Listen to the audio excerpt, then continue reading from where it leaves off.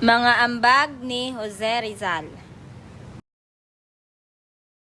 Kahulugan ng pagiging aktibong Pilipino.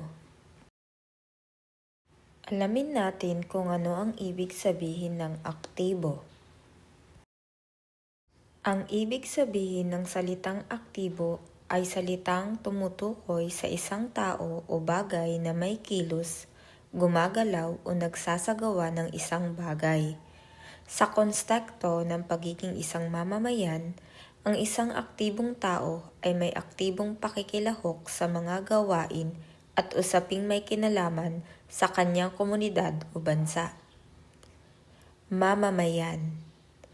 Ano naman ang ibig sabihin ng salitang mamamayan? Ang mamamayan ay isang individual na legal na kabilang sa isang bansa. Bilang isang mamamayan, mayroon kang mga karapatan at responsibilidad sa iyong komunidad at bansa. Lipunan. Ano naman ang ibig sabihin ng salitang lipunan? Ang ibig sabihin ng salitang lipunan ay pangkat ng mga taong may ugnayan at iisang kultura.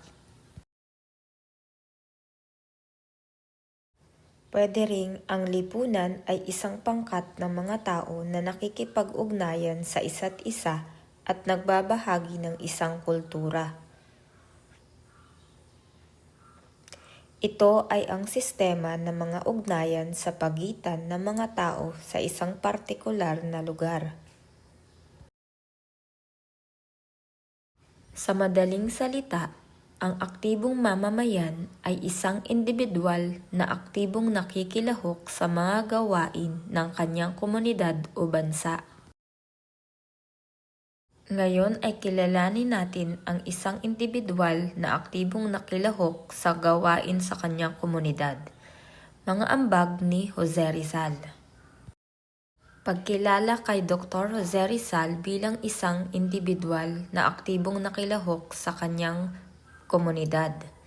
Si Jose Rizal ang ating pambansang bayani.